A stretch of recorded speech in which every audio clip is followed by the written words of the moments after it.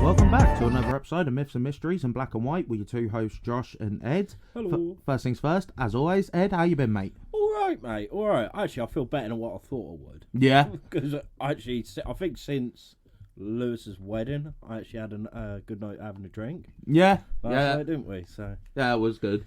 yeah. So actually, I felt all right. I thought I was going to be hanging out the arse and just be like a miserable mess on it. No, I feel all right. I feel all right. Yourself? Yeah. I'm great, mate. I've had a fucking fantastic day. I mean, I'll give you a quick rundown. Fucking first things first. I'm a massive F1 fan, as everyone knows. My favourite driver is Charles Leclerc. First race of the season, he has an engine failure. So he's out the race. Yeah. Right, good start. Okay, Liverpool v Man United. First time we've gone to Anfield in a while, and I feel we can actually do them. No, we decided to get fisted 7-0. 7 fucking 0. To them, of all people, Yeah, I know. to them. You hate them the most. Oh my fucking god! Honestly, I said when you picked me up and got in the truck, I was like, I could cry. I could actually cry. Well, actually, no. The first thing he said to me was, "Hold me." I was very, very sad. Very, very sad. For fuck's sake. Well, you win some, you lose some. I think That's not losing. That's getting. I can't say that word, but I think you know what word I'm thinking. Yeah, I think I do. Yeah. So that's what that is. Bareback as well. For fuck's sake. But Yeah. no, other than that, Pretty good. I've been pretty good. Sweet. No, that is very, very good. I hope everyone is well who listens to us. Yeah. And I just want to say again, thank you to everyone who do listen. Yeah. And do contribute in some way, shape, or form. We have got a chat now on the Facebook, which I think anyone can join. Actually. Yeah, I think as soon as you join the group, you get added to the chat. Oh, do you? I'm pretty sure you do. Oh, yeah. right, yeah. So usually that's mainly like updates, ideas that we have, and everything like that. It's just a bit more comfortable. I'd Yeah, say. it's a lot easier to get information as well than it is with like the polls sort of thing. Yeah, the polls yeah, are yeah. handy, but the fact they only last 24 hours just like that don't give people time to actually see it. No. Where the chat they can come through and see it whenever they want. Sort Yeah, of thing. exactly. Yeah. And as well, like we've had a few people say about like the Patreon idea. Mm-hmm. They're saying that it could be a good idea. So I think sooner rather than later, We'll be getting on that. We're going to be getting that sorted. And also, like we've got a lot of things planned. Yeah. Especially, I think it's like starting at the end of the month. Yeah, really, yeah. isn't we, where we're going to be going out and doing investigations, doing vlogs, hunts, whatever you want to call them.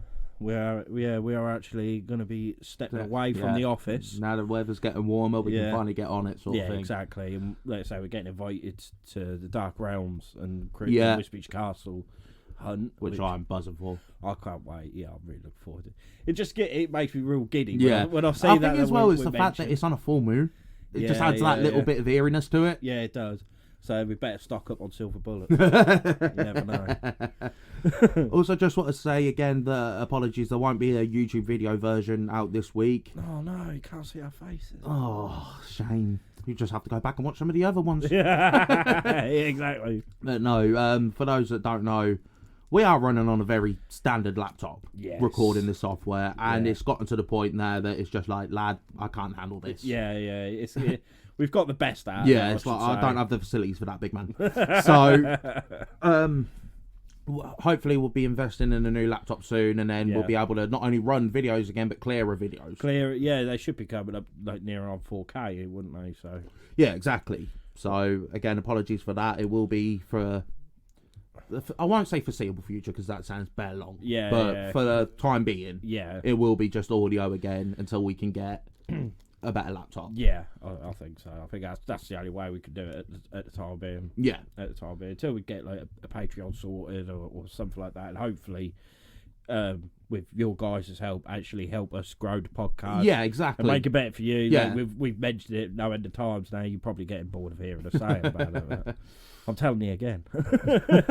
Because you never know. It might be someone's first ever listen to the podcast. So, Exactly. And hopefully they enjoy the podcast.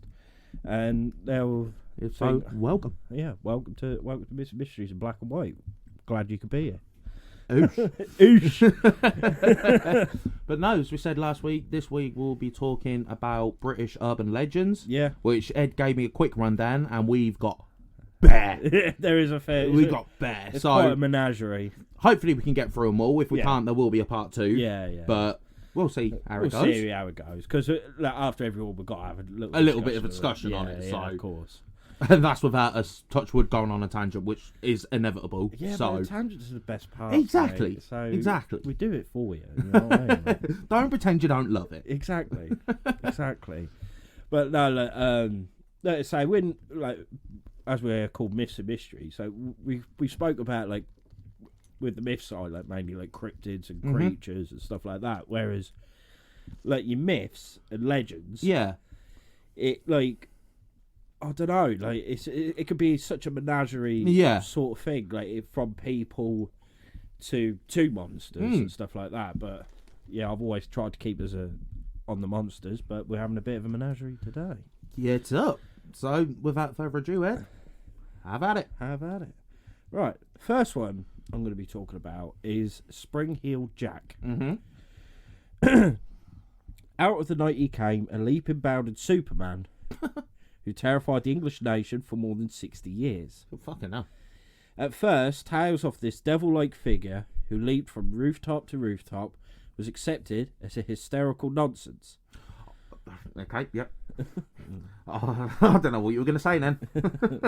What, is it hysterical nonsense? Yeah, that's what I thought you were going to say.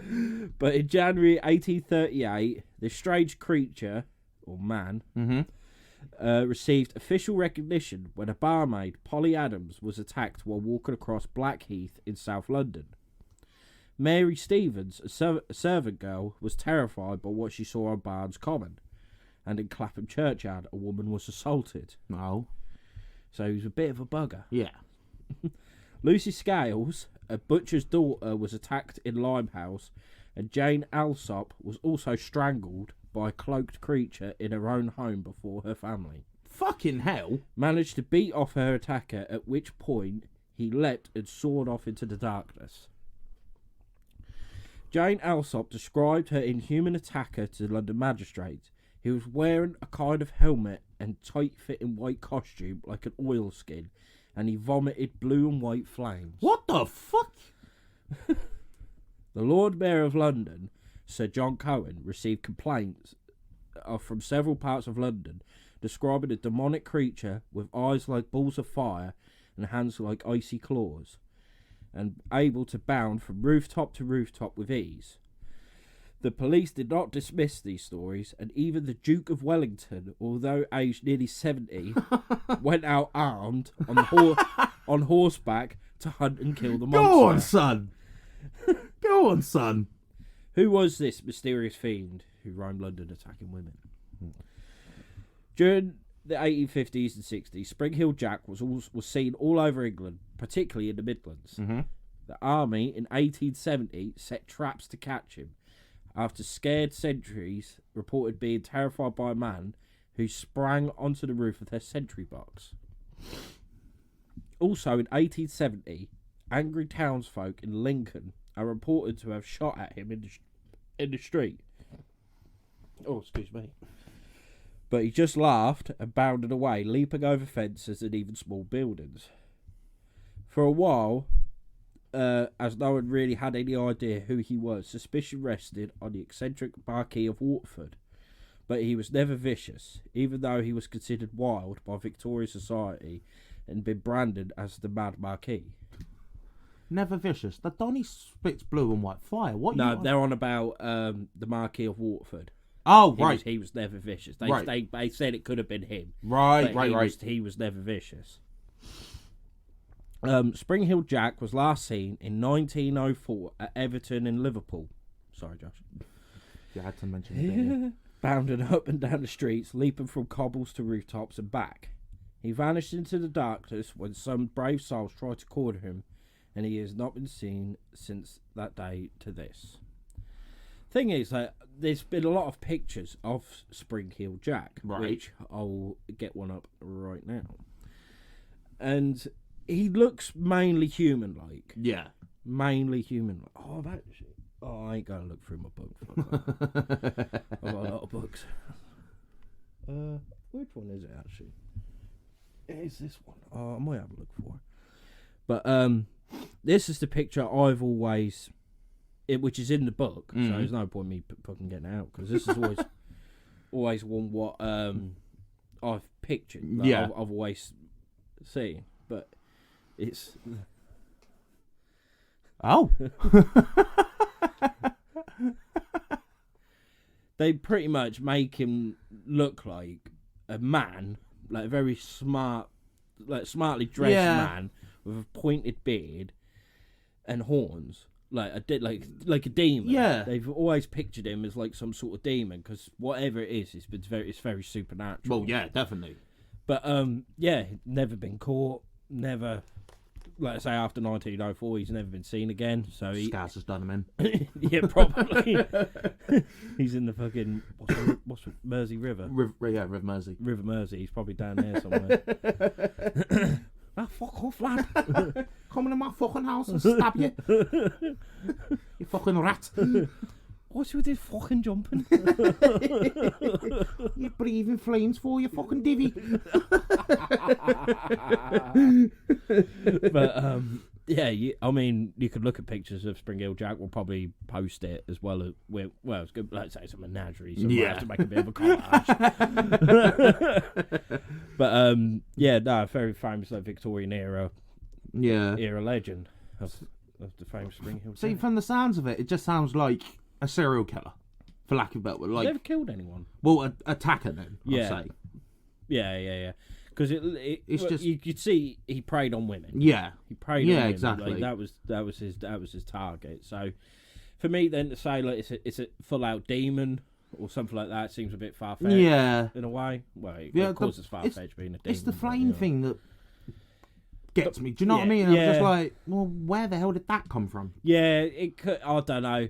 Could it be because back in them times, like with circuses, like freak shows and circuses and that, they done the whole fire breathing. Yeah, very could be. Could it have been something like that, which meant like these people might have not have ever. It seems very obscure to do that. But it sounds very Hollywood-esque, doesn't it? Like, yeah, big time. Circus, because I think I've seen a film or a TV show about it. Where it's like a circus comes into town and it starts killing people. And like kidnapping children, all that sort of shit. That's American Horror Story, wasn't it? That's probably what I've seen. Freak show. Yeah, that's probably what I've seen it on. Yeah. Well, I just feel like with him, like, because he's got to be quite acrobatic. Yeah. He's in a parkour. He invented parkour. But this is what makes me think he is part of like a freak show or a circus. Yeah. Because he's very acrobatic. He can breathe fire. Yeah. And well, I don't know really. Like them two in general just seems very. Well, like, they're the most plausible, like logical. Yeah. Oh yeah, because saying like it's a fucking demon. Yeah. It seems a bit mad, doesn't it? Like, but no. Yeah, very well could be. Yeah, could be. Yeah. I think if it's anything, it is that. Or like you say, it could be a very what's the word? Eccentric man who's invented pogo boots. I like to prey on young women. I don't know.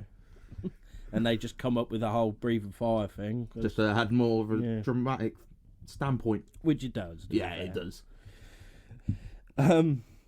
Right, so that was Spring Heel Jack. Mm-hmm. Next, we've got the Hackney Bear. Oh, I'm interested. We were near the football pitches at about 5 o'clock in the evening when we saw it, said Darren Willoughby, aged 12.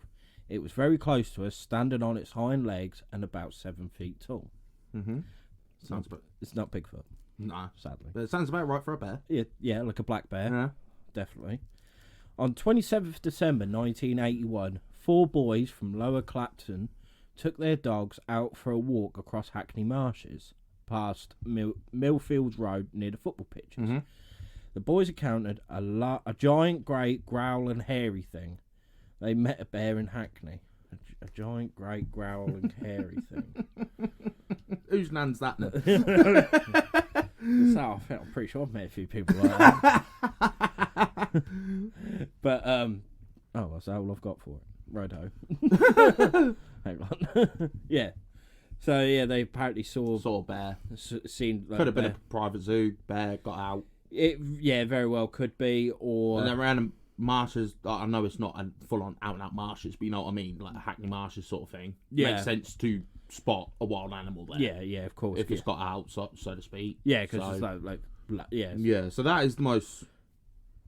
I mean, you've only read 2, but I mean, polar opposites. But that is the most believable one so far. yeah. Do you know what I God, mean? yeah, Like, yeah, it probably was just an escaped bear or some shit. yeah. Mind you, it could also, funny enough, in a way, could maybe be linked. I know, not the time frame, but I'm like, because they used to use bears in circuses and that, didn't they? Yeah, Could have got that. Oh yeah, 100%. Yeah, because when was it they stopped using wild animals and so? Not that long ago. Not not- really, was it? 90s, Yeah, I was maybe? gonna say it was probably in our lifetime. Yeah, wasn't yeah. it?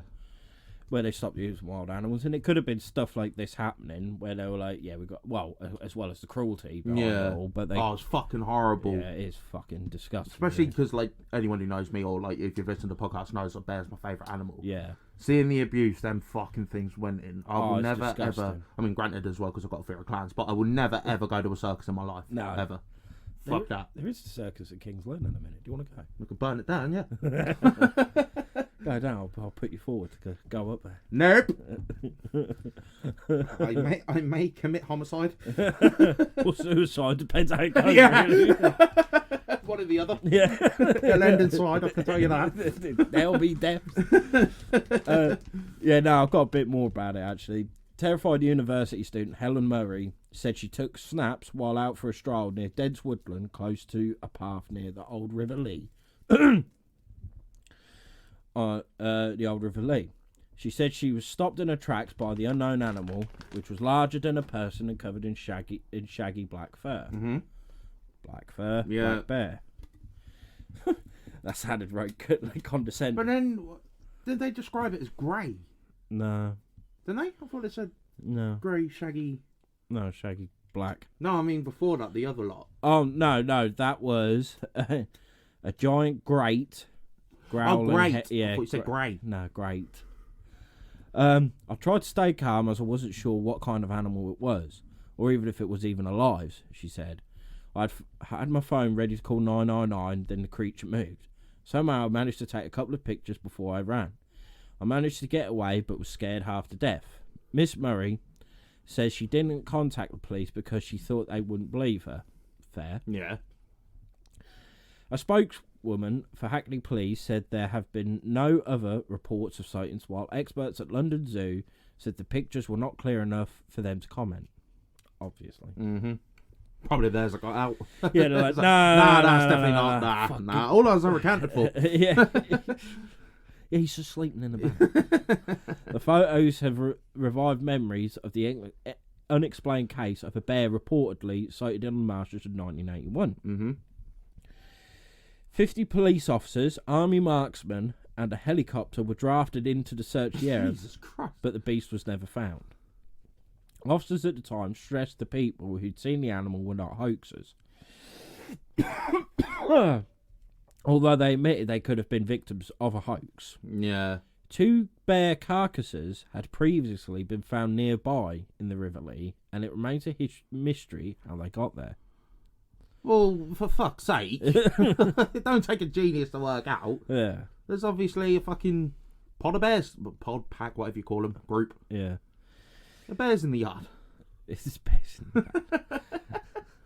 A hoax, a large dog, or the beast of Hackney Marshes. Have there been one fucking large dog? Yeah, but you got them fucking, what they call? Oh, like, wolfhounds. yeah. Or a Tibetan Mastiff. Yeah, yeah. They have big, thick, like black Yeah. shaggy fur. Yeah. That could pass off as a bear in all fairness. Yeah, Yeah. a little bear.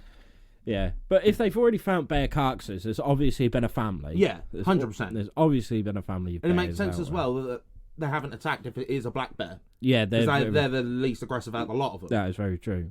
Pandas. Yeah, Pandas aren't true bears, are they? No. No. When I say bear, I always think the big three: black, grizzly, polar. Yeah, obviously. And obviously, You got sun bears. yeah, fucking koala bear even. They're not bears, No. mate. They're marsupial. But yeah, I know what you mean. Kodiak bears. Yeah.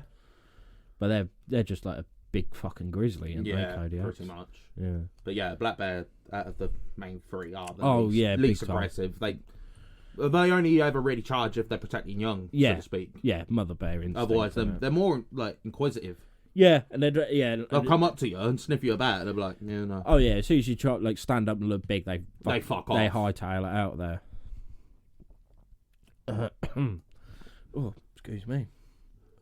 But no, if they found carcasses, I can't see why they're ain't a bear. Why there ain't a bear. So, especially as like the time period ain't exactly that far off. No. For if it is a family. No, and that what I just read was a lot like later. Yeah, that's what I mean. In the 2000s. Yeah, so families. Do you know what I mean? Like, want to go to Hackney Marshes. Yes.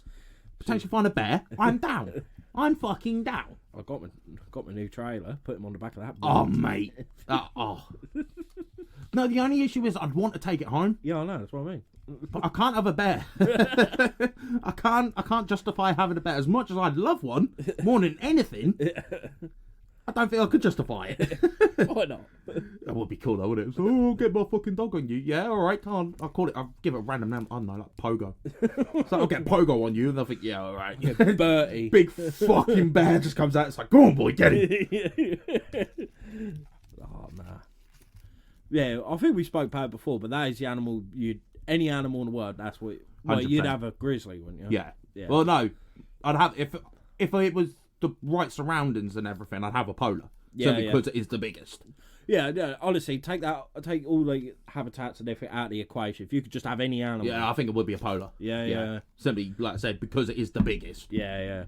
To be fair, And you don't fuck with them things. I mean, you don't fuck with any bear, but they're on another level. Yeah. It'd be a crocodilian of sort. Yeah. For me. At the minute, it'd either be a salty. Yeah. A saltwater crocodile or a gharial. Yeah.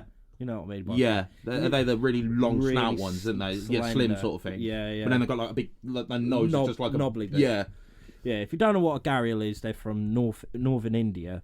And they're not actually a crocodile. They're the only one of them, if you know what I mean? Mm-hmm. They're part of the gharial family.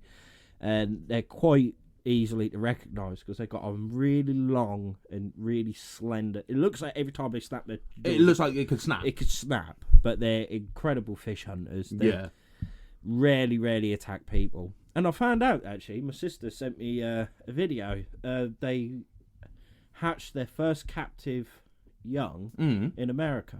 All right. They had the. I was 2 years old now, I think, but yeah, Still though. that was the first good. captive bred Yeah. gharial in the. Well, apart from India itself, but in the Western world, should we say? Yeah. Which I thought was incredible. Apparently, they're very, very hard to breed. Yeah, I can imagine. Gharials, like if it's the first time, they rarely have any young. Yeah. Like they're fertile, so they have to do it like 2 or 3 times before they start getting exactly. fertile eggs. And it depends if the animal itself is fertile. Like, do you know what I mean? Like the like the mother gharial. Yeah. If she's not fertile, No, it's just not going to or happen. if she's stressed, Yeah, or anything it's like not that. gonna happen. No, exactly. But no, I just think they're really smart. They are. They're really smart looking, and I just want to give Surely them a what a cuddle. salty though, because like I said, with like the polar bear, it's bigger. If you could have one animal, you'd want the biggest fucking one. Do you know what I mean? Yeah. To be fair, I think it would be a salty because as well as Steve Irwin. Yeah, you know what exactly. I mean? He always had salty, so yeah, it'd have to be. But I just really like to look at gharials They are cool. and long-snouted crocodiles, like freshwater. I love freshwater crocodiles. Yeah. They've got slender mouths and everything. They're just like cute little cousins of salties. I love them. I just love all crocodiles. Yeah. Really. And sharks. Yeah, we're going to Hackney, find a bear. I'm bringing it home. We'll do that, and then we'll go to Bristol to find the Bristol crocodile, and then we've got one each. So we're sorted. I'm down. Next, we've got the haunting of the A75 highway. This is one of Scotland's most unsettling urban legends that you need to know. Every country has its own cursed stretch of highway, but the section of A75 that travels through Dumfries and Galloway is especially notorious. For more than half a century, people have reported witnessing ghostly apparitions and even UFOs on the highway. In 1962, 2 truck drivers claimed to have seen a van swerving along the road, attracting wild animals that were leaping towards its windshield. And then all of a sudden, the van and the animals disappeared. Right. As you might imagine, many Scottish truck drivers purposely avoid this section of road, choosing alternative routes that aren't so infamous. Looks like we're going to Scotland as well. We're going all over the gaff. Fucking hell. I mean, killed 2 birds with 1 stone. Nessie. Yeah. And that. Yeah. And then the big grey man. Yeah. Exactly. So we've got a lot of doing. And Morag. Yeah. Can't leave Morag out. So we've got a lot to do in Scotland. Yeah. We've just got a lot to do. Yeah. We've just got a lot to do. I have to get a checklist. Tick them off as we do them, sort of thing. That's not a bad shout. Put it up there, sort of thing. Yeah, we could separate it like different counties. Yeah. And then work take them all off. Yeah. That was. I think that sounds like a plan. It sounds like a plan. We'll have to get. I'll get a big A3 bit of paper and write them all down, sort of thing. Yeah. Yeah, I'm down. Decent. That'd be sick. Because like for Norfolk, we got like Black Shark. Yeah. Wisbech Castle. Yeah. Oh, mine's got blank. Yeah.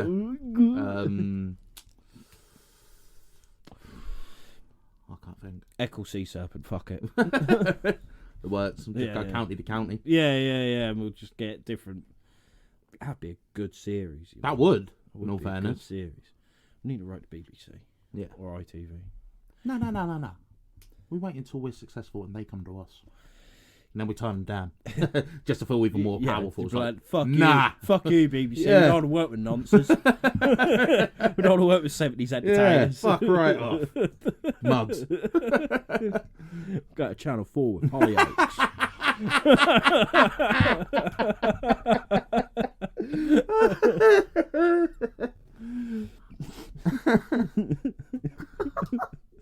Fucking Hollyoaks. Oh, it's tragic. It's so tragic. I'm sorry if you like Hollyoaks, but it's fucking... All soaps are tragic. They really are. Honestly, I don't know how you can be a grown person and watch them anymore. No. It's just too depressing. Life's shit enough as it is. The best soap, right, was the gangster era of EastEnders. Yeah. Where, like, Phil and Grant Mitchell were tearing up the gaff. Yeah. That was when it was at its peak. That was good. But it's just so depressing. Like, was it Coronation Street when that fucking tram thing, like, hit the pub or something? Oh, yeah, or something like that. They've never mentioned there was a tram in Coronation Street, and then all of a sudden one just flew out of nowhere. Fuck off. Or it was something like that, wasn't it? Yeah. They're always doing dramatic. They're always trying to one-up each other, which I get it. Yeah, I do. But it's like they try and go too dramatic, and you're like, that just would not happen. No, it's just too depressing. If you want to go realism, right, add a terrorist attack to a soap. They will do at some point. Of course they will. They will do at some point. I'm surprised they haven't done it yet, you know. But yeah, they will do it soon. We said we won't go on a tangent. I know. I've just looked at the general chat for Mr. Mystery's Black and White. Yeah. Which you can join on Facebook. Because we put on, like, we was back recording and that. Yeah. And I put a picture of myself and it looked like I had no teeth. And my wife pointed out that I had no teeth. And then our friend who's been on the podcast numerous times, Lewis McConaughey, has put, he is an urban legend. So, cheers, mate. I'm going to kill myself. Well, you know, I am a legend. Fuck's sake. Right. This one I think you'll enjoy, Josh. Yeah. It's not very long, but you will enjoy this. This is the Direwolves of Northern Ireland. Sold. We're going. Anybody who has seen the HBO series Game of Thrones, big up. Fuck last season. will know that direwolves exist in Westeros. But sorry to cut you off. I was going to say they did exist, didn't they? Yeah, they did. Yeah, I was going to say they did exist in like the Ice Age. Yeah. Period. But did you know that they're also reportedly to secretly lurk in Northern Ireland? where much of the series was filmed, coincidentally. Yeah. People tripping on acid. Yeah. Oh yeah. 100%. This species of humongous and intelligent wolf really did exist around 12,000 years ago, weighing anywhere from 150 to 250 pounds. Although it is generally accepted that the animals are extinct today, there have been sightings in Northern Ireland's county Fermanagh. Let's have a look. All right. Fermanagh. Ends. Yeah. Some county in Northern Ireland. In 2012, a group of hikers claimed to have witnessed a pack of direwolves on the hunt. Naturally, local residents still hope that the testimonies were part of an elaborate hoax. I bet they fucking do. Yeah, because imagine hearing that. Like, I don't want to worry you, but we've just seen a massive pack of direwolves. Yeah. Like these giant, extinct fucking wolves hunting As if about. a pack of wolves ain't bad enough. Yeah. The fucking Direwolves. you think, oh, I really hope they're faking this. Because I'm never leaving my house. No, fuck that. Would be alright. Oh yeah, I'd love it. Would you?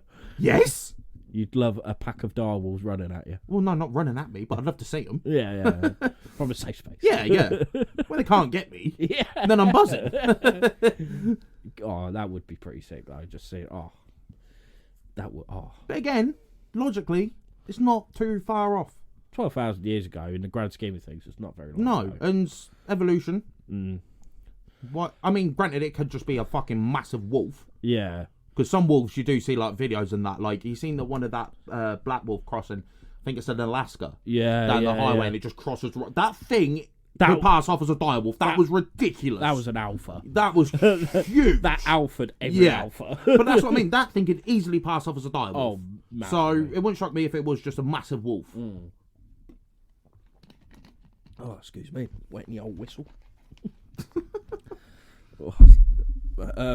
Yeah, no, like you say, 12,000 years ago, like you say, in evolutionary terms, that is not long. That's a blink of an eye, so to speak. Pretty much. So, of course, they can still be technically around. And I think, like in Norse mythology, in a lot of mythologies, there's always been talks of giant wolves. Yeah.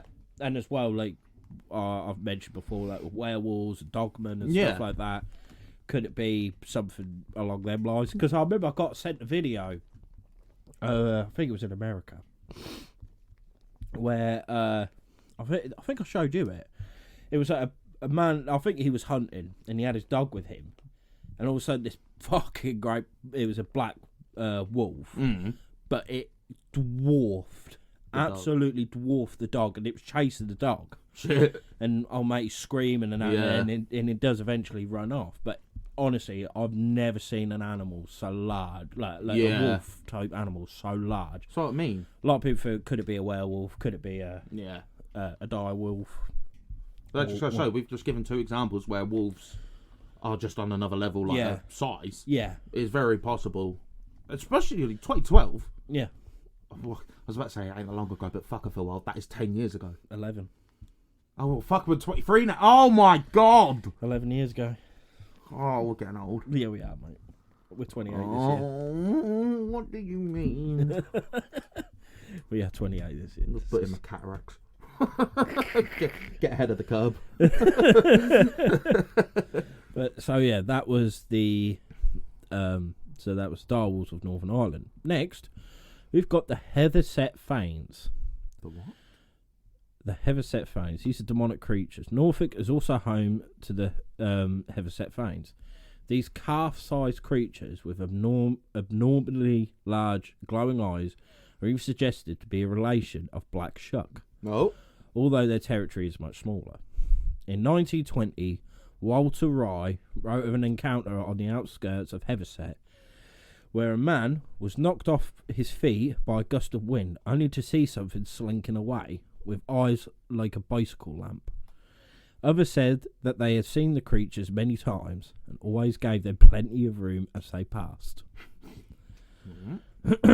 So, could they be a wolf-type creature? Maybe. In Norfolk? Well, in 1920, so I doubt. Well, there haven't been many stories of them of late. Oh, Black Shucky boy. Black Shuck, always. So maybe he's been putting it about a bit as well.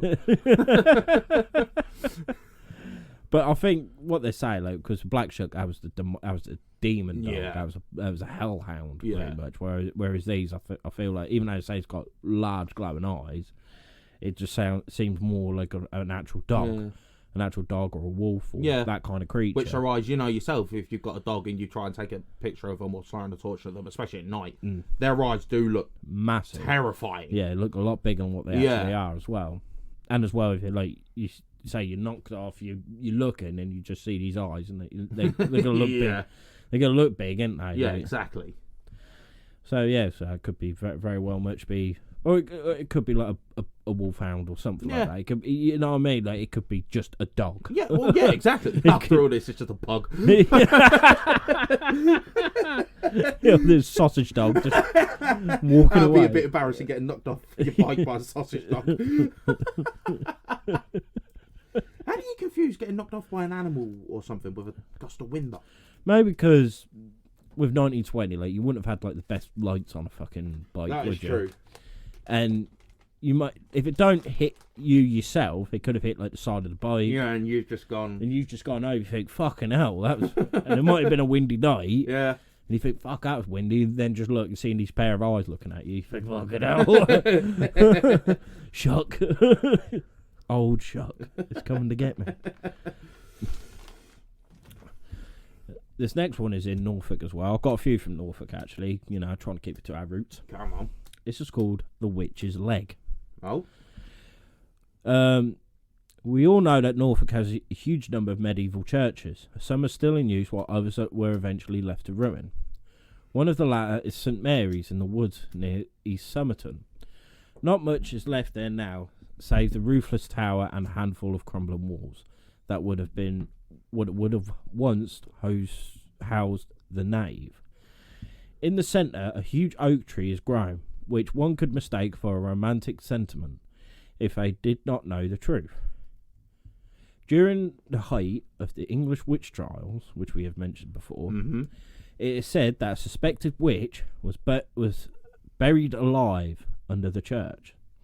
This particular woman had a wooden leg, and so she enchanted the wood to become an oak tree and destroyed the church above. Now legend says that if you walk 3 times around the tree, the witch's spirit will be released. We got to do it. We got to do it. Yeah, but it's a bad witch though. Yeah, but let's be honest, it probably is just a tree just grown there. Yeah, oh god, yeah. But you, So, yeah, but it'd be our fucking luck, wouldn't it? Be yeah. like, yeah, nah, this load of bollocks. Look. Make a video though. Yeah. You know, you don't mind being in a video, do you? Oh, gal. I have been laying here for hundreds of years. You lot are fucked. Bollocks. Oi, Peggy Sue, pack it in. Peggy Sue. Oi, Linda McCartney, go back home.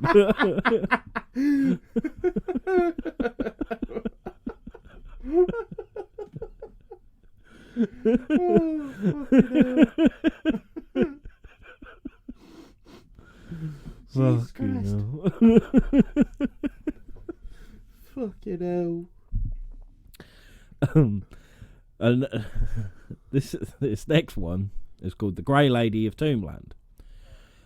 On one of the most infamous ghostly sightings in Norwich is of a young woman dressed in grey who appears to float through the streets and homes of Tombland.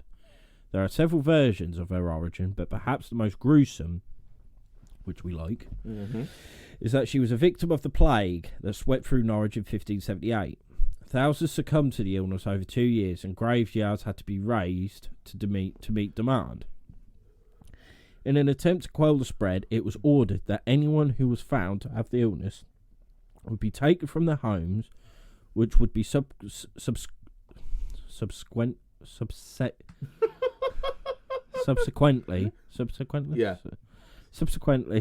boarded up and left until such a time when they could be certain that infection would be impossible.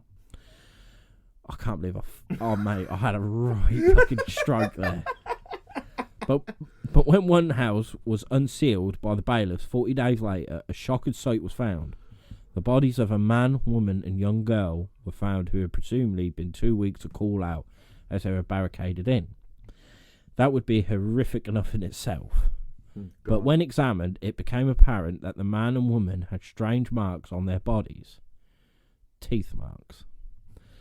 The young girl had survived the plague, but had no means of escape from the boarded-up house.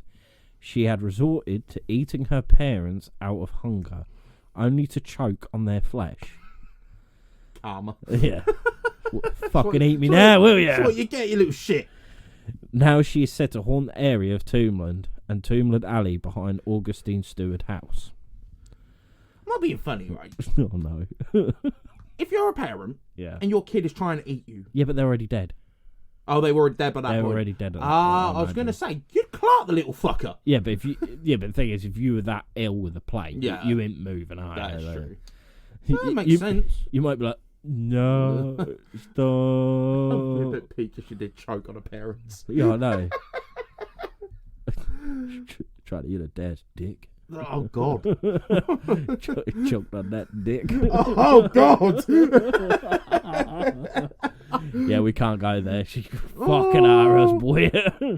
I mean, I'm not too sure about the whole haunted thing. Maybe, but storyline-wise, Quite a good story, isn't Yeah. it? Like, it's not the first time that something like that's ever Oh, happened. Do God, you know what I no. mean? Like, someone's resorted to cannibalism. no, If no. you're that hungry, you would do it. She could have been. She could have been England's first Wendigo. Maybe. Well, she couldn't. Well, she well, didn't. she was 'cause dead, She was yeah. dead. Yeah, but she could have been if she didn't fucking If she didn't choke. If she didn't choke on her dad's dick. She could have been England's first. Oh. Oh no. But yeah, if she didn't choke on her fucking parents' flesh, she could have been. Yeah. She might have got an insatiable hunger.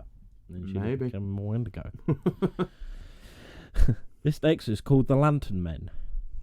Many stories are told on the Broads and marshes of Norfolk, but one thing is unanimous: don't follow the lights at night.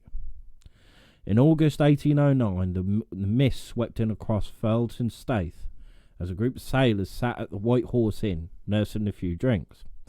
One of them, Joseph Bexfield, remembered a parcel he had left on the wherry, which was for his wife. Regardless of the protests by his fellow drinkers, he set out in the dark across the marshes, where swirling mist and strange lights were later seen.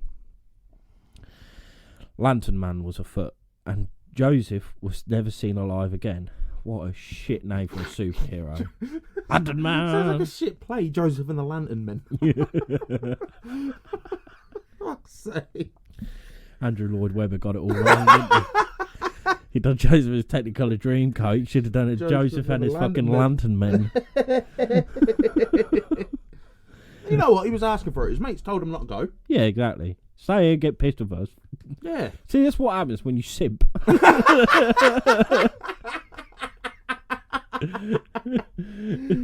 gonna take my wife's parcel. Mate, go fucking get it. Yeah. Say you're and have a drink. No, I'm going to go see my wife. No, he's dead. No, he's gone. What does that tell you? Don't be a simp. Might just save your life from Lantern Men. Yeah. Oh, I'm going to have to apologise a lot for this to Courtney when she listens to this. Right, you fucking what? You'd be dead if you didn't come back. Legend says that he was lured to a watery grave by the lights of Lantern Man, and his ghost can occasionally be seen wandering the area. This is not the only sighting of Lantern Man in the county, as the people of Erstead also claim to be plagued by strange lights on the marshes. They also said you should not mock the Lantern Man, which Oh dear. which they refer to as Jack-o'-lantern, as he would terrorise your home in the night. Oh, we're fucked. Oh, we got that tonight. Yeah. Oh, In all fairness, we mocked Joseph. We didn't actually mock the Lantern Man. yeah, that's true. So. Well, no, we did say he's a. I did. I said he's a shit superhero. Oh shit. Do you know what? He's a pussy, old buff. Oh, Nick. Come at me, fam. Well, this will be the last episode of Mr. Black and White. Right. This one here, I did briefly mention last week. Mm. This is the Hairy Hands of Dartmoor, Yeah. which sounds very strange. Yeah. But there is some good stories of this. Drivers should travel cautiously through the long dark stretches of road in Dartmoor, England, near Postbridge and Princetown. The legend of the Hairy Hands of Dartmoor says that a pair of hands grabbed the steering wheels of unsuspecting travellers. The hands are supernaturally strong and are adamant about steering passengers off the road into a ditch. From accounts, the hands appear out of nowhere and take control of the vehicle. Sometimes the creepy hands show up to cars that aren't in motion. A woman camping in the area woke to the hands scratching at a caravan's window. Many accidents have been blamed on this bizarre ghostly attack. Most of them, thankfully, have been minor enough for drivers to drive away without much more than a few scratches on the vehicle. And a good ghost story. But in June of 1921, a motorcycle accident took the life of a Dartmoor prison worker. His children were riding in the sidecar of the motorcycle when it happened. Oh, motorcycles in the 1920s? Yeah, of course they were. Was it? Yeah. Huh. They'll clap that old things, but Yeah. they were there. Huh. They said their father wrestled with trying to regain control of the bike. Hang on. Yeah. And told them to jump out the sidecar. They did, but he didn't make it.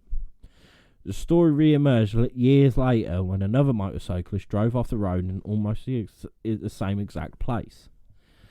The passenger reported seeing the hairy hands on the handlebars and claimed they steered the bike off-road. Despite the many reports of accidents caused by the hairy hands, locals remain sceptical of the validity. Validity, thank you. What the fuck is going on?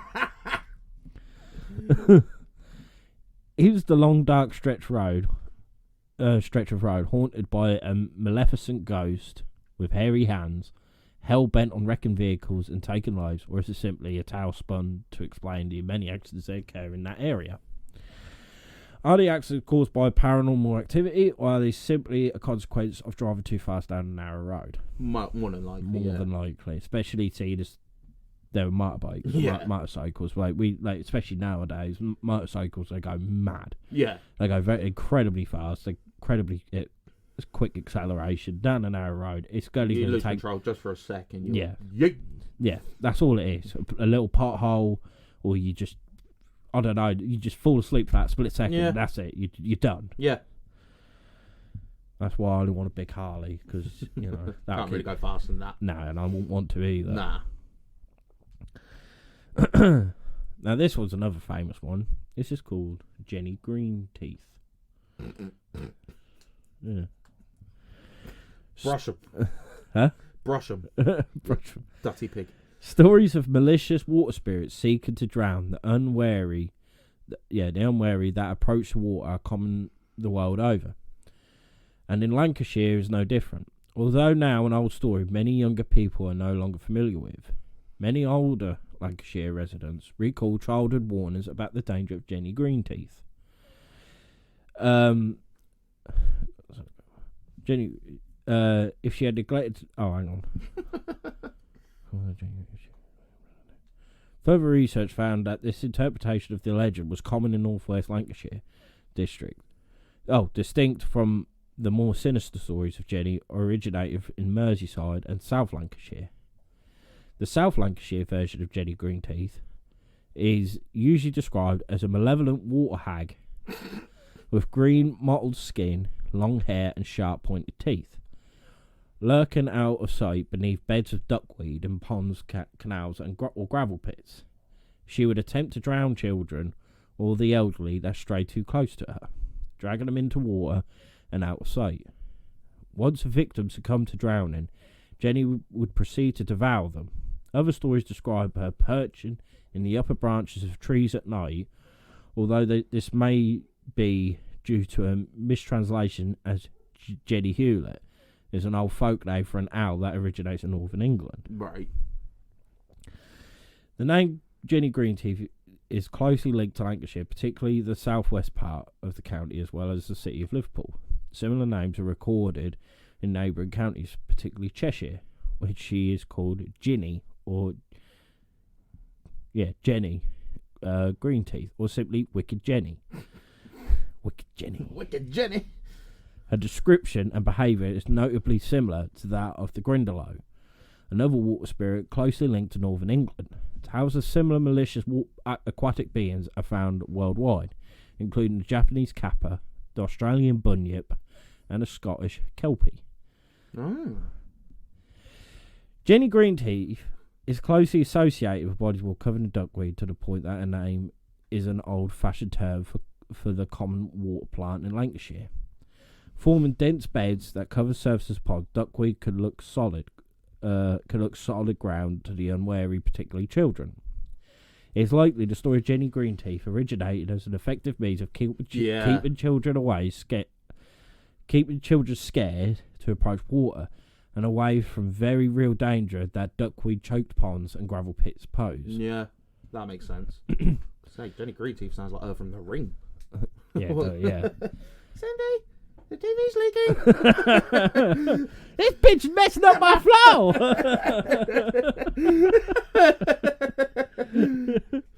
Jenny Greenteeth returned to the public consciousness in 2018, described as a ghost that haunts the St James Cemetery in Liverpool. An Australian tourist drawn to the cemetery by the number of reported sightings on Facebook of supernatural activity in the cemetery took a photograph which she claims depicts a long-haired figure standing in an area of the cemetery overgrown with weeds and nettles. She was convinced that the figure was not there when she took the picture. Many locals were quick to claim the photograph depicted Jenny Greenteeth, and that the story of the name of the sinister water witch had originated in that part of the city, either as the name of the witch that lived nearby or a homeless woman with rotten teeth that lived in the small shack in the cemetery. Poor woman, if that's the case. Yeah. While it may be true that the name itself is inspired by a real woman, the creature known as Jenny Greenteeth almost certainly shares her origin with that of wide varieties of drowners found in folktales worldwide, a means of warning children away from bodies water, as well as an attempt to explain. Yeah, that makes I think more so. than enough sense. Yeah, because I've seen, like, everyone knows what duckweed is. Yeah. And when And you that look at it, you do think that's a solid bit. And you can easily get tangled in that shit. Exactly. So yeah, I feel like it is mainly to do with what you call it, just like an old fairy tale. Yeah. Just to keep old fishwife's tale sort of thing, innit? Yeah. Keep away from that, or Jenny Greenteeth will get you. Yeah, which is pretty much say just keep away from that, or you're going to drown you. Cunt. Yeah. Because if you say, "Oh, don't go in there," because you'll get caught. They ain't gonna take the notice. No. But if you say there's a horrible creature in there, they'll eat you. Yeah, exactly. Right. Now, this one everyone has heard of. If you haven't, get fucked. This is a story of Robin Hood. Hey! Come on! The story of Robin Hood tends to be linked to Nottingham, and specifically the Sheriff of Nottingham. In modern literature and stories, but that wasn't always the case. Robin Hood's origins are quite difficult to pinpoint, as multiple different regions of the country had their own stories and adaptations, including one where Robin Hood was the name given to a whole group of bandits. Nah, bollocks, that's the Merrymen. What you want about? Traditionally, though, Robin Hood was a single figure, a highly skilled archer who fought the corrupt Sheriff of Nottingham to protect the people, including in his escapades where his band of merry men. Hey, come on. And love made Marian. Primarily, Robin Hood activities would focus on stealing from the rich, the sheriff, to give to the poor, as well as disrupting any nefarious schemes that the sheriff was enacting upon the people. It's an infamous story, and I'll say we're very proud of. You can even visit the legendary Sherwood Forest, and engage in stories, legends, and archery classes, all centered around the Hood and his supposed escapades. Mm-hmm. If interested in exploring this aspect of English folklore, be sure to get in touch with the team at St James's Hotel. Their boutique rooms and facilities. No, we ain't plugging them. Allow this shit. We ain't plugging them. Get in the bin. Yeah, but if you want to know about Robin Hood, come to Mr. Mysteries. That's more like it. Fuck St James's Hotel. Think you're getting a cheap plug. Get in the bin. But no, look, I remember off because I've been Nottingham a couple of times, and because there's a statue there Yeah. of Robin Hood and that. You think, oh, that's it. That's pretty sick. But I've never actually been to Sherwood Forest. Nah, I'd like well, to I've go. been in Nottingham, so. No. It's not actually that far away. Isn't it? No. Well, hang on. To the map of truth. Yeah. Right, where are we? Where are you? Fucking thing. Yeah, there. No. Peterborough's there. Oh, ain't that far at all, really. No, I think it takes about an hour and a half, 2 hours. Oh, fuck me. Yeah, it's not far at all. Nah. I have to go now. Yeah, we'll have to go and have a little hunt about, see if we can find any treasures or anything that explains if Robin Hood was real. Do you think he was real? Yeah, maybe, but I don't think he was as far-fetched as everyone makes out. Yeah. He probably was the sort of person to attempt, i.e., like, stealing from the rich to give to the poor. Was he a fox, though? He definitely wasn't a fox. He definitely wasn't a fucking fox. And he probably did have some sort called Marion, but... Yeah, May Marion. But... Was she a fox? No, mate. If she was, Jesus fucking Christ, he needed help. Never once looked at a fox and thought, "Ew." That was it, because the sheriff... Because in the film, because it had Prince John in it as well, Prince John was like a weedy little lion. Yeah. Then you had the sheriff, what was a fat wolf. Yeah. You had... The rest were more or less just foxes, weren't they? Well, no, it was only them two that were foxes. Like Robin Hood and Maid Marian. What was Little John? He was a bear. Was he? Yeah. Oh, it's been years since I've seen that. He had the snake as well. Yeah, I remember the snake. I can't remember his name. You had Friar Tuck, who I think was a mole or something. Something like that, yeah. Yeah. But I no. haven't seen that film in years. But yeah, I reckon he probably did exist. Yeah. He just won. I just always remember the song, like the cockerel. Oodle-lally, oodle-lally, do do do do do do do do do do do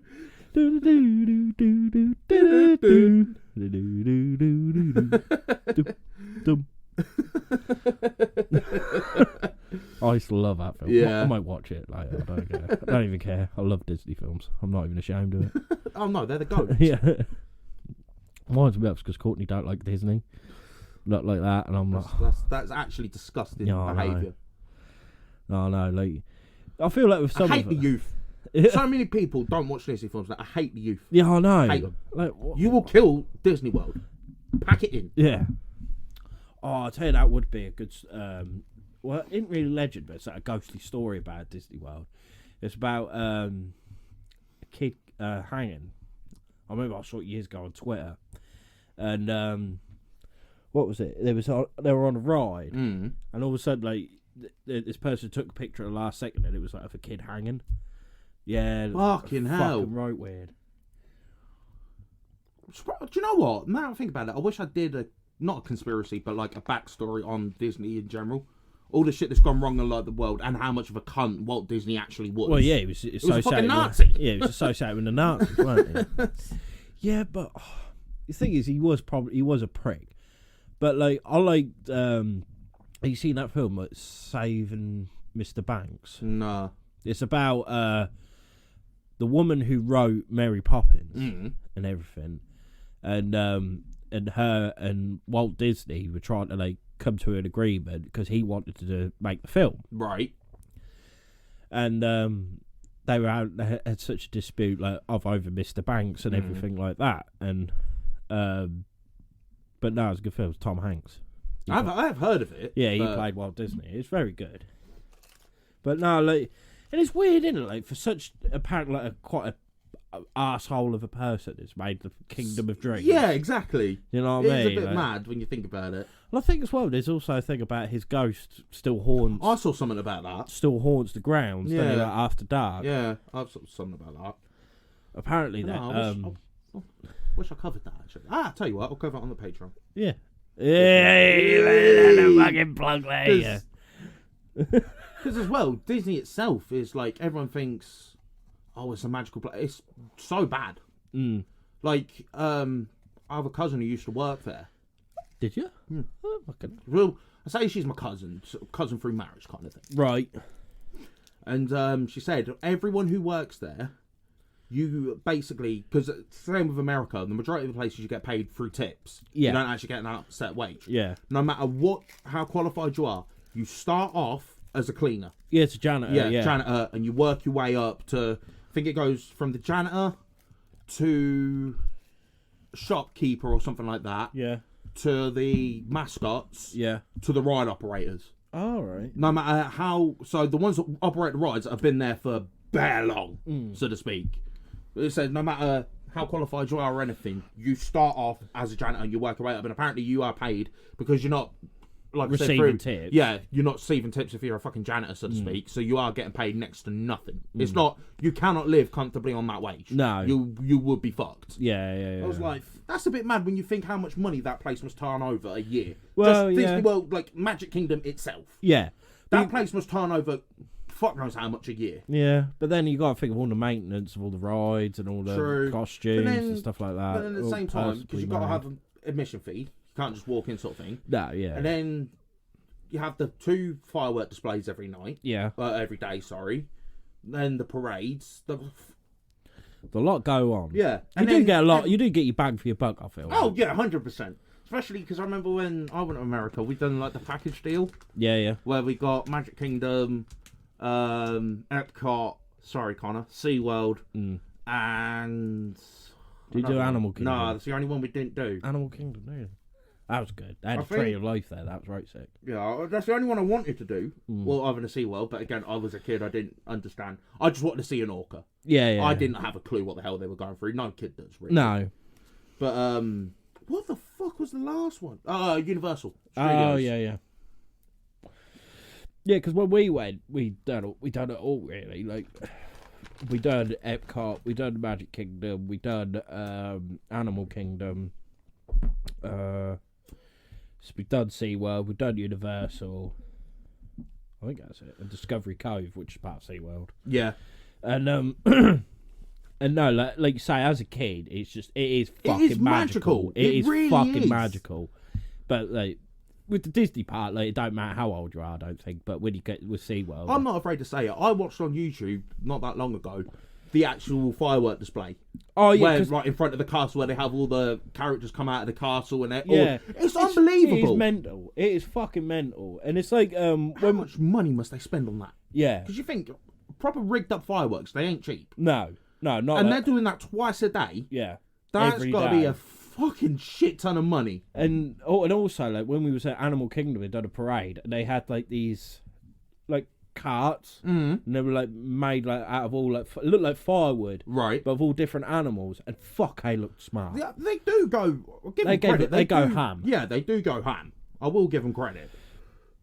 But yeah, take SeaWorld out of the equation because everyone knows how bad they were. But Disney World as a whole, even Disneyland Paris ain't as bad for its money. The only downside is you can only really book a 3-day thing. Yeah.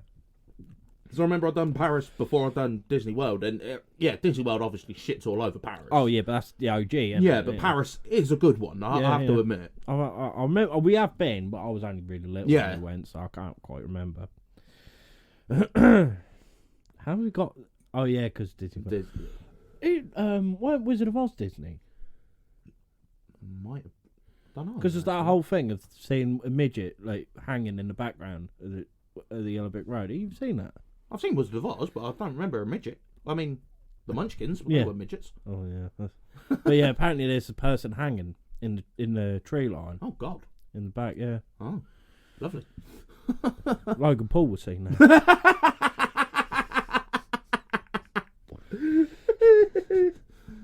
Nah, he's alright now. I don't mind him. Let's get back on topic. Yeah. This next one is the Guy of Warwick. The Guy of Warwick was another heroic another heroic folklore figure who featured in romance stories throughout the 13th to 17th centuries, generally considered a legend rather than a real historical figure. The story surrounding Guy Warwick tells of a humble page at Earl of Warwick's court. After falling in love with the Earl's daughter, Felice, Guy is forced to prove he is worthy of her hand in marriage by completing a set of tasks and becoming a knight. Fucking hell. Much in the style of Jason and the Argonauts or Hercules from Greek mythologies, these tasks involved all manner of challenges, from slaying monsters like the Dun Cow and a giant boar to travelling to Europe. Guy eventually earned Felice's hand in marriage. This is only half of the story, though, which goes through another tragic arc, emphasising how it's likely more myth than history. A great story nonetheless. Mm-hmm. But I ain't going to go too much into it, in case we do a part 2 and I can emphasise on it. Oh. Can I get a bit of your drink, please? Yeah, of course you can, mate. But no. Have you ever seen the film Jason and the Argonauts? Once when I was young, Yeah.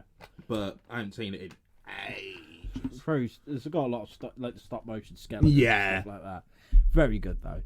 And yeah, going after Golden Fleece. And of course, Hercules' 12 Labours. Yeah.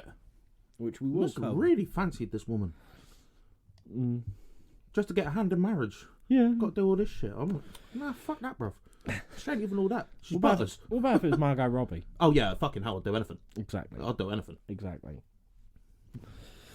If you love the woman, you'll do out for her. I would take a dead arm for you. I'd lose a game of mercy.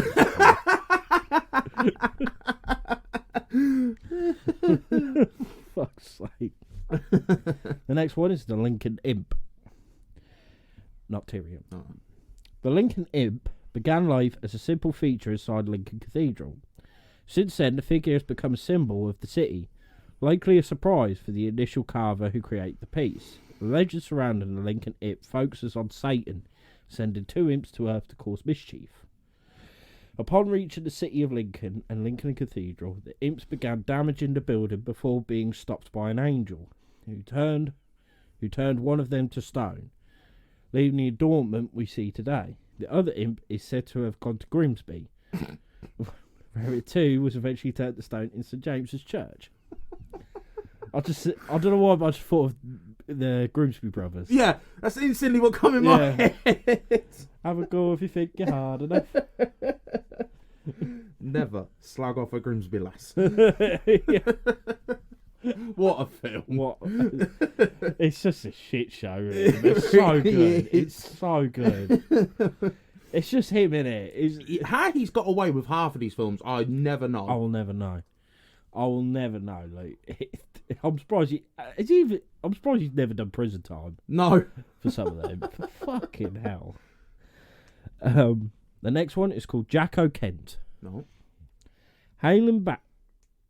Hang on. Oh, fucking hell. This fucking phone, mate. Hailing back to the 16th century, or potentially even before that, Jack O'Kent was a cunning figure in English mythology, who supposed had a talent for outwitting the devil. Hailing from Herefordshire, most stories surrounding Jack O'Kent involved him making deals with the devil, only for him to use his skill to still come out on top. One of the most popular stories involves Jack taking a deal with the devil to secure a good harvest in exchange for half of his crops. Upon asking the devil where he wanted the tops or bottoms of the crops, the devil chose the tops, expecting to get most of the wheat from the crop. In actuality, Jack planted turnips, meaning that the devil received the least valuable part of the plant, a distinctive and interesting character.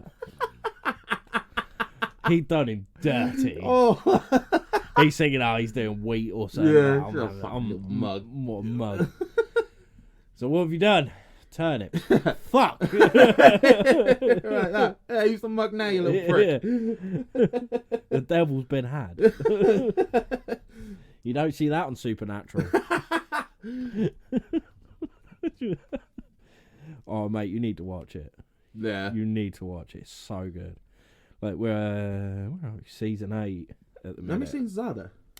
15, Fuck me. How many episodes in each? about 22. What do you mean, man? Yeah, but it's one of them. You're going to start watching it, you'll get hooked. Hopefully. Hopefully, anyway. It is good. Thing is, right, in the first season, it was like the second episode, they done the Wendigo. Right. They mention it, but they never hunt them again. Huh.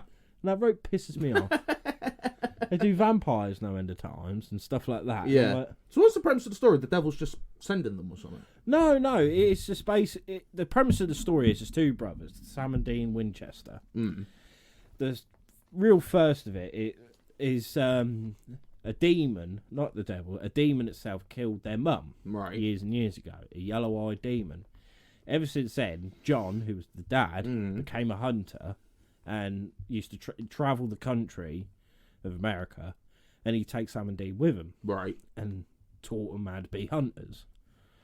And John goes missing, and Sam and Dean are working, like doing hunts and everything, while trying to To look for their find them father. sort of thing. And then things lead to another, and then the devil himself gets involved, angels get involved, and all sorts. It's good. I'll have to give it a go. Yeah, I'll do. Thing is, right, you got to remember it was released like 2005. Yeah, so it's not going to be the best So quality. the CGI is a bit, Yeah. a bit wanting, but Yeah. the actual storyline of it is really, really good. I really enjoy I'll have to it. give it a go. Yeah, I would, mate. And I'd just like it for the car. The car? Yeah, it's called Baby. It's a 1967 Chevrolet Chevelle, Oh. and it's got the nicest sounding engine, like the V8. It's like, oh.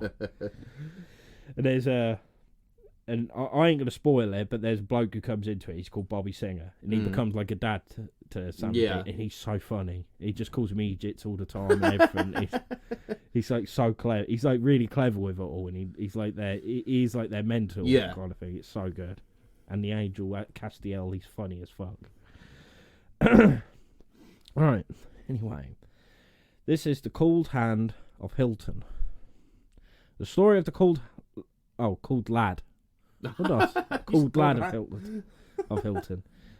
The story of the cold lad of Hilton, a ghost from Sunderland, does have a small amount of history attached to it. The story tells of a stable boy who, upon being late to complete the task set by Baron Hilton, was killed by the Baron, either on purpose or by accident. Supposedly, the body was thrown down a well, but eventually discovered and the Baron was charged, only for an alibi to appear at the last minute, claiming that the boy died in an accident. This is the part of the story which could have some element of truth, as records show that Robert Hilton, the 13th Baron of Hilton, was pardoned from a crime in 1609. Beyond this, there are more traditionally fantastical happenings. Supposedly, the castle began to be haunted by the boy, with the kitchen being left messy overnight, or moving the ashes from the fire to the floor. What a mental cunt. Fucking unit. God, how can you cause so much mayhem? The kitchen was... Thing is, right, no, all it is the fucking people who work in the kitchen being lazy, didn't clean the kitchen, come back next morning and said, well, we cleaned it last night, that bloody ghost. Nah, it's just you're lazy fucks, that's what you are. One of the castle cooks took it upon herself to stay up to see who was doing these things and saw the ghost of a boy who was crying about being cold. Afterwards, she left a warm cloak every night and the haunting stopped. This developed into the title of The Cold Lad of Hilton that we know today. Or I imagine in like modern words, cold lad. Yeah. It's spelled Cauld. Cold. Cold. Yeah, fuck He's off. cold. He's cold. He's from Sunderland. Yeah. Oh, he's a cold lad. He's cold, lad. He's Right, fucking here's a blanket. cold. Warm yourself up, lad. I'll get you some nice bread and butter. Stop being a little shit. Get warm. Sit there by the fire, lad.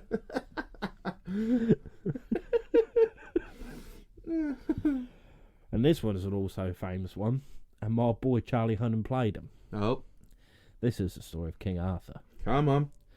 King Arthur is easily one of the most infamous and legendary mythological figures who still features in modern media, Mm-hmm. obviously.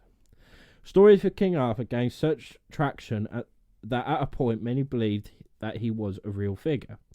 Despite this, he was not real, and most of the locations and events in the legend are completely fabricated. Which I didn't even know.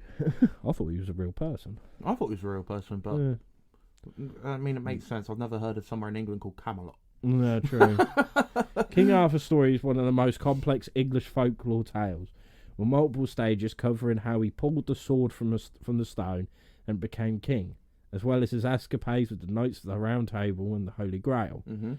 Regardless, King Arthur's legacy is one we still feel today, and he has played a major role in creating English identity that currently exists. Mm-hmm. Like you say, you had Camelot, where the Round Table was. Yeah.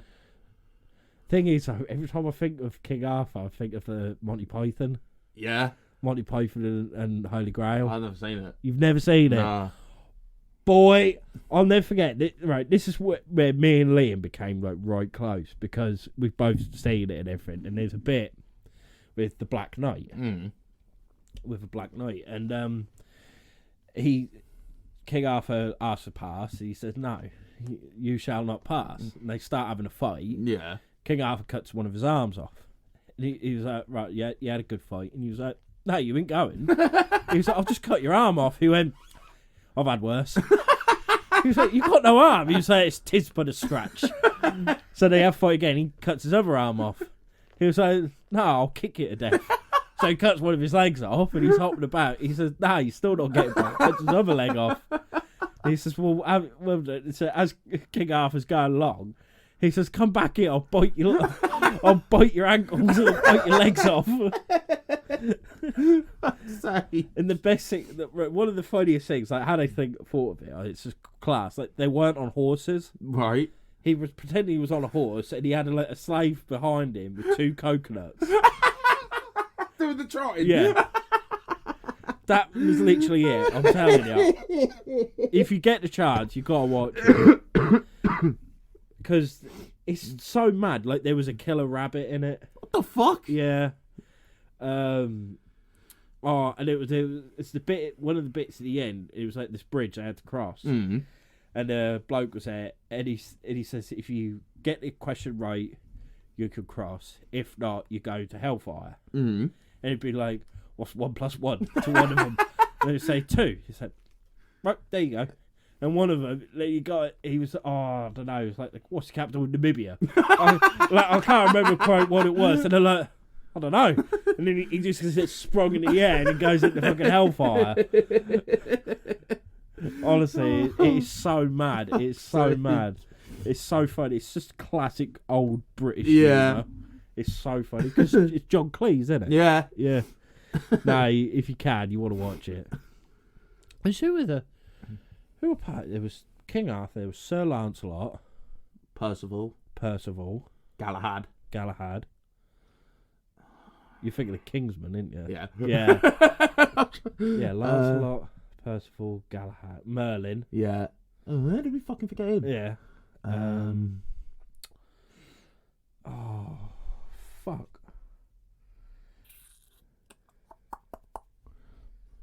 Ah, it's gone. Yeah. It's gone. Hang on. Mate, my search history is a bit mad. Knights of the Round Table. Been mad, like with the Kingsmen, like the British lot, they do like the Knights of the Round Table. In America, they're all named after alcohol. Yeah. Yeah. Sit down, Tequila. Right. Fuck off. Oh, honestly, mate, I'm gonna go fucking kill this man. Right.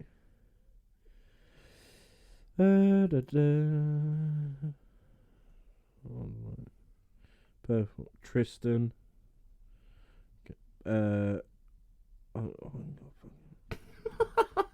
Numbers of members. Yeah, nah, I got fucking clue. Selected members, come on. I go Aglovale. Arthur the Less. Who? Yeah, I don't know. Bleoberis. Who? What the fuck? Brandelis. Yeah, I think I'm on the wrong thing. I ain't got a fucking clue who these are. Next, we've got... What time are we on now, Josh? An hour and 20. Hour and 20. I'll make this my last one, and then we'll do another... Part. Oh, to be fair, I've only got 2 left. Okay. We'll go through them quickly. This next one is called Jack the Giant Killer, and I don't think it means Jack and the Beanstalk. Linked to the story of King Arthur is the legend of Jack the Giant Killer. The story tells of a young man who encounters a giant and successfully kills it, using wit and guile. Afterwards, the townsfolk give him the title of Giant Killer, and he swears to kill all the giants living in Cornwall, which he does. This legendary figure is often linked to another Jack. Mm-hmm. Jack and the fucking Beanstalk. Mm-hmm. As they were both cunning young men and yada yada yada. No, that's Ireland I'm thinking of. Giant's Causeway. That's Ireland, isn't it? Yeah. Yeah. I've heard of Cornish giants. Yeah. I think so. Fuck knows. I'm pretty sure I have heard of Cornish giants. But yeah, old boy Jack.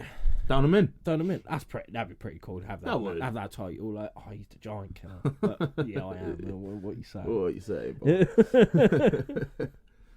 And the last one is Herne the Hunter and the Wild Hunt. Herne the Hunter is a slightly lesser known figure in English mythology, though he's associated with much more wildly recognised folklore in that the Wild Hunt. Mm-hmm. The Wild Hunt is a story which features across multiple European countries and tends to centre upon a mythical creature or a demon leading a hunt, with an army of ghostly apparitions following behind. Most commonly, the Wild Hunt is associated with Nordic mythology and is led by Odin, but it is also featured English folklore tales under a variety of names. Herne the Hunter is a ghostly figure who, in Grimm's version of the tale, once led the Wild Hunt. He was supposedly from Windsor Forest, or the county of Berkshire, and was usually depicted as having antlers growing from his head and riding a horse. Herne the Hunter even featured in a Shakespearean play, The Merry Wives of Windsor, dating back to 1597. Mm-hmm. You won't find a huge number of references to Herne the Hunter throughout history, but his antlered appearance and rattling chains are both motifs of devils that go throughout modern and ancient storytelling. Because they even like the modern depiction of a Wendigo has antlers. Yeah. It's got like a... See, when I hear Wild Hunt, I just think of The Witcher. Yeah, I do. When I saw that, I was like, when I was researching of like different English legends, different British legends and that, and it said like the Wild Hunt. I was like, this isn't going to be just an advert for fucking Witcher 3, is it? Wild Hunt, or like teasers for the 3rd season. But no, yeah, it was an actual part of mythology. It does sound colder, doesn't it? The Wild Hunt. Yeah. But no, honestly, when I saw that in season 2 of The Witcher, that was like, I was like, oh shit! I didn't think they were going to bring him in this early. I didn't. No, I didn't. I thought it'd be at least a good another couple seasons, but by the sounds of it, there's only going to be at least another couple seasons left. Yeah, I know. Do you know what though? As much as it kills me, Liam Hemsworth does look like a good Geralt. No. Are you actually see? No, oh yeah, Henry Cavill is him. Don't get me wrong. If I'm choosing one, it's Henry Cavill all day, every day. Yeah. But look-wise, I don't know act-wise, but look-wise, he does look like a good Geralt. Yeah, nah. But he ain't the shit on Henry Cavill. Nah. He was made for that role. Yeah, 100%. Like, I mean, for fuck's sake, the only reason he got the roles because he was a fan of the game. yeah, he's fine. And the books, weren't it? Yeah. The books first. I want to read them, you know. I might actually get the books because they seem pretty good. The games were all right. Everyone bangs on about them. They were okay. A lad at work, he adores them. Really? Like, he rinses the games over So and over the again. games were all right. Yeah. But, no, the show's just incredible. Oh, I love it. I love it. Honestly, when I first... Because I've never heard of it until the show, to be honest. I didn't even know it was a game series or anything. Shows how fucking glued up I am. In the 3rd one, the Wild Hunt are fuckers to kill. I mean, they are the main villains. But it's for fuck's sake, they were nightmares. But I remember, like, I saw the trailer for it on Netflix, and I saw like different monsters. I thought, I'll give this a go. And I remember when I watched it the first time, like the first season, it was fucking confusing me. Oh yeah, it was right baffling me. Like I was like, what? I swear she was dead. No, I swear he was still alive. Like, what's going on? And then the final episode ties it all in, keys it all together. Yeah. Right, fair. Second season was unreal, especially really with all the other witches. Yeah, and the last episode where the basilisks and that. Yeah, where what's her fucking name? What? Ciri's gone divvy, basically. Yeah. Being possessed, and they're all trying to hunt her in that. Yeah. It's, fucking unreal. And then, like you say, you saw the wild hunt. Yeah, it's like, oh shit, son. Oh no, but the last bit, I ain't gonna spoil it in case anyone's not seen it. But the last bit where like it made out like someone was actually still alive. Oh shit! Yes. I didn't catch it, but yeah, and I remember saying that. I was like, "What?" It was like, fuck? hey? Yeah, I know. That right caught me off guard. I was like, "What?"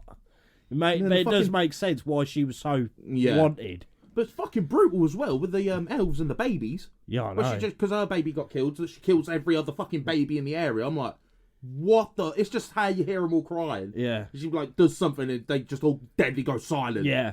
I was like, fucking hell. Oh, I need to watch that again. Thing is, Courtney don't interested, and it's like, please. What do you mean? Please. It's so good. It is so good. But thing is, she's not into like all that fantasy kind of thing. Supernatural. Yeah, but Stranger Things. Thing is, right, I think it's because they're based in modern settings. Right. Yeah. And as well, Supernatural is Sam and Dean Winchester. They're very good-looking men. Oh, right. Stranger Things has got Hopper and Eddie Munson. Henry Cavill. Well, yeah, true. true. But yeah, because she won't watch Game of Thrones or anything like that.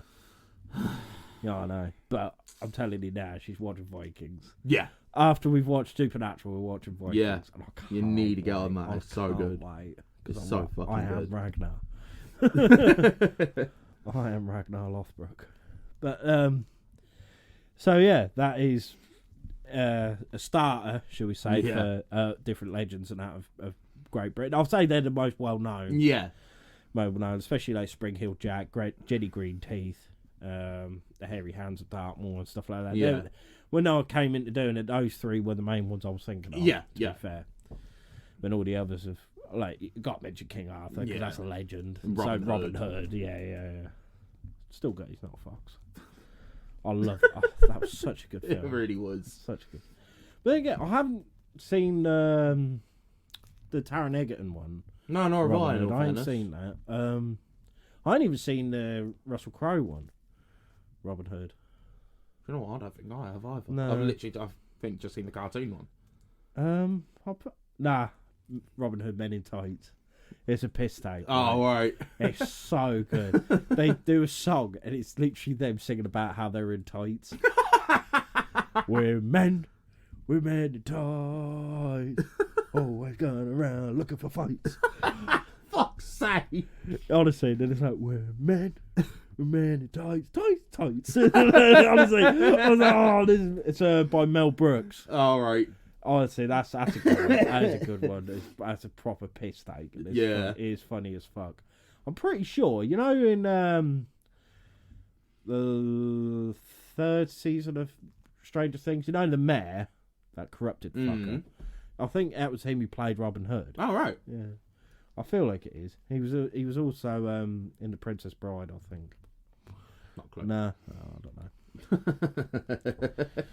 But, yeah, so Josh, what are we doing next week? I think next week, I've been putting it off, but I said I was going to do it. It is going to be a sensitive one. Ooh. It is another serial killer. Yeah. Ian Huntley. Ooh. I think get it done and over with. Yeah. So mentioned it, and I said we'd talk about British serial killers. He is one. I wouldn't say he's one of the most notorious, but he's definitely one of the most well known. He's infamous because of the fucking asshole that he was. Brutality and everything. Yeah. But the front he had. That's what I mean. Yeah, the front I'll be talking about his backstory. Yeah. the day he did kill those 2 girls, and then the scumbaggery he done afterwards, fucking going in, being on the news talking about saying he was present during their like press conference thing, you know, where like the parents went on the stage and that. He was there as fucking scumbag. Yeah, so that is going to be a very sensitive topic. Yeah, we will try and make light of it how we do, but at the same time we try and do it in a respectable manner. Yeah, because it's modern. It's modern and it's really not that far from it. We went past Solham to get to Duxford. Yeah, so it's not that far away from here. No, so it will be a sensitive one. But I did say cover quite famous and well-known serial killers. He is one of them. Yeah, he's one of the most notorious of modern history, British modern history. Exactly. So I'd say so. Yeah, but it's good. That's gonna be an interesting one. That's you know what I mean. It's not one.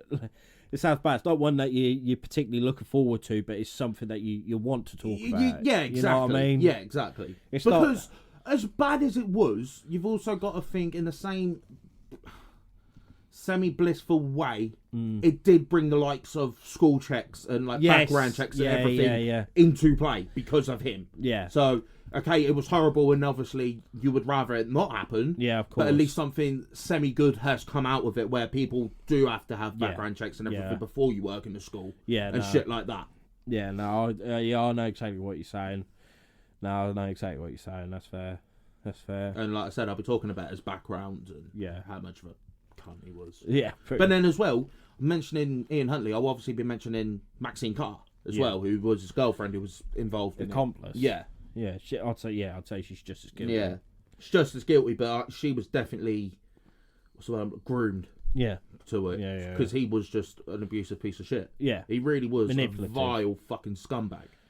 Ain't she been released? Yeah, I think she has. Yeah. She only got like 5-6 years. Yeah. Because she obviously wasn't around. I think she had to change her name and everything. Yeah. But because she wasn't involved in the murders themselves at all. No. It was all him. No, But, so like I said, it will be a sensitive one. We will try and make light as best as we can but not being disrespectful. Yeah, we are showing respect, so to speak, and yeah. But once it's done, it's done. Do you know what I mean? Yeah, get it out. Get it out of the way, so to speak. I know what you're saying, mate.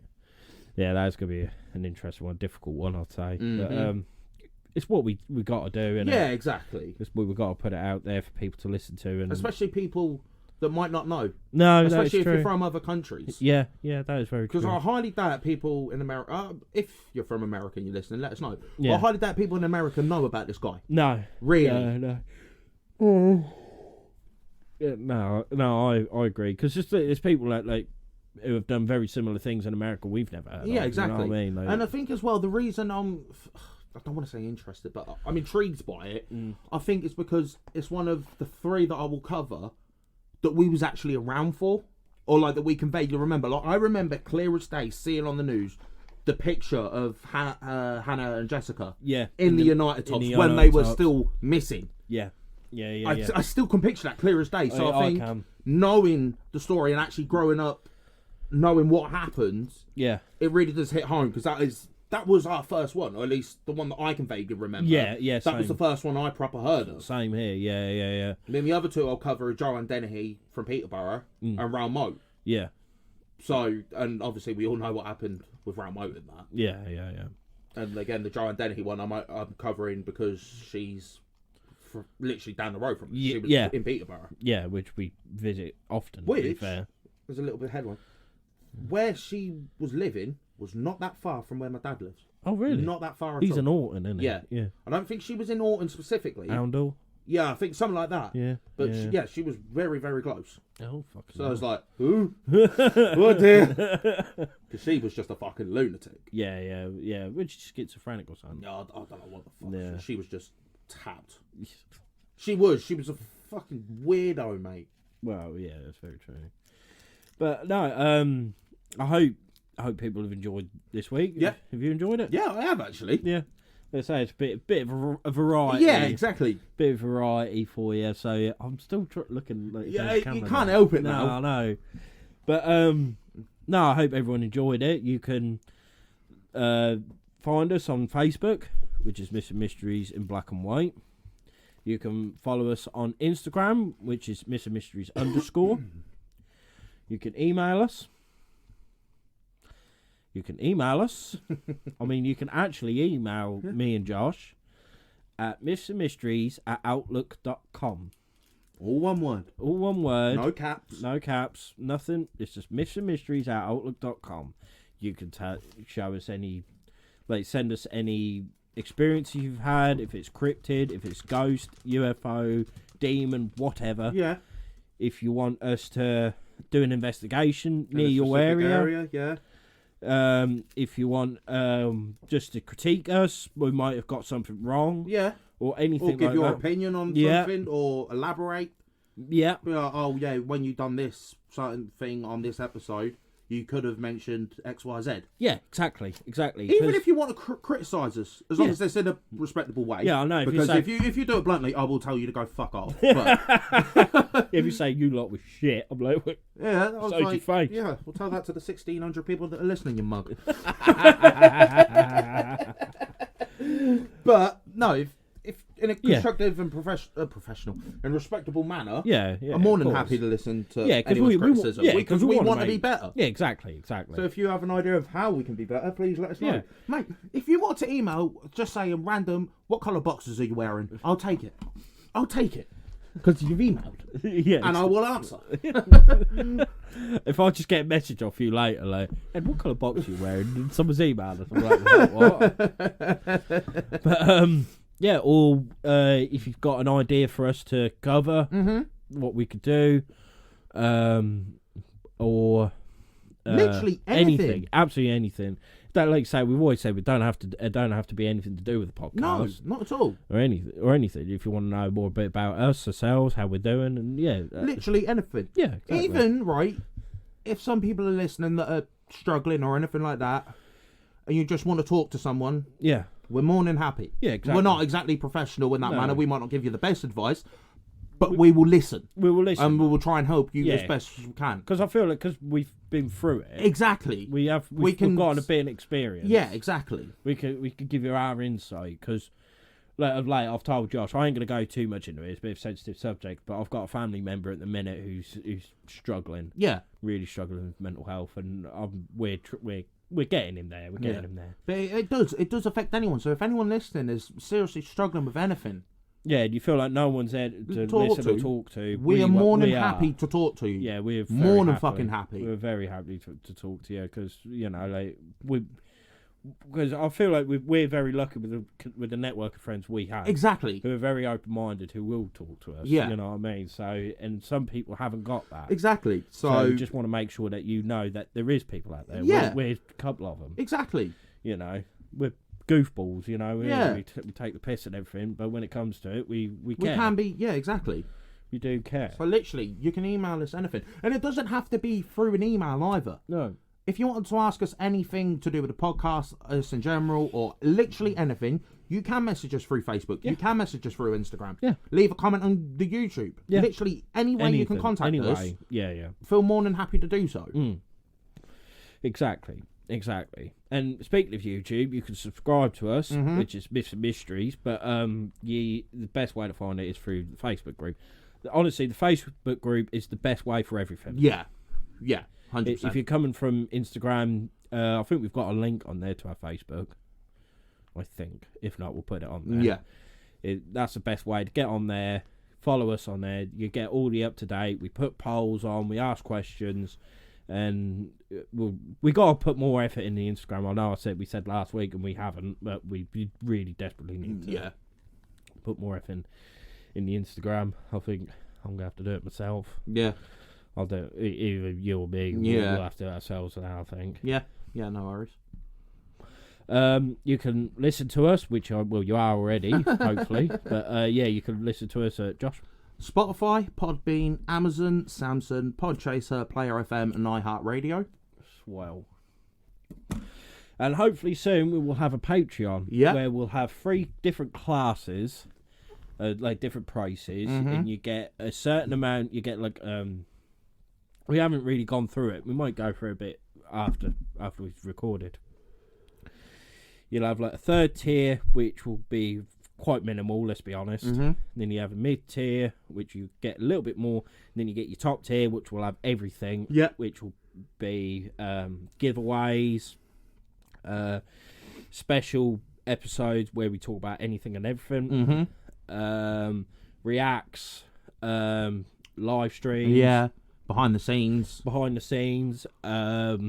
We will be doing merch giveaways and reductions when we actually do merch. What else? We need to make a list. Yeah. Yeah. But like I said, when we've talked about it and gone through it, and when we do actually get it set up, we'll mention it on here, so to speak. Exactly. So hopefully people will be inclined to do that for us, because it will make your life easier. It'll make our life a lot easier. Mm-hmm. We'll be able to get better equipment to then do better shows. Yeah. For your entertainment. So yeah. Exactly. It's just like a subscription. It's like a Netflix subscription when you think about it. And it'll be more personal. Yeah, exactly. So, hopefully with that, you'll be more inclined to do it. Mm-hmm. Please.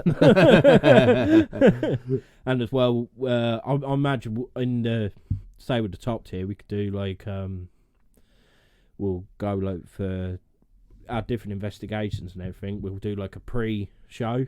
Yeah. On there. So like, yeah. What we're taking, what we do, what the actual what plan the plan is, so to speak. Yeah. Yeah, that sounds good. So, so it's all that to look forward to. So hopefully in a matter of a month, say. Yeah, I'd say about that. Yeah, we'll get it up and running. But I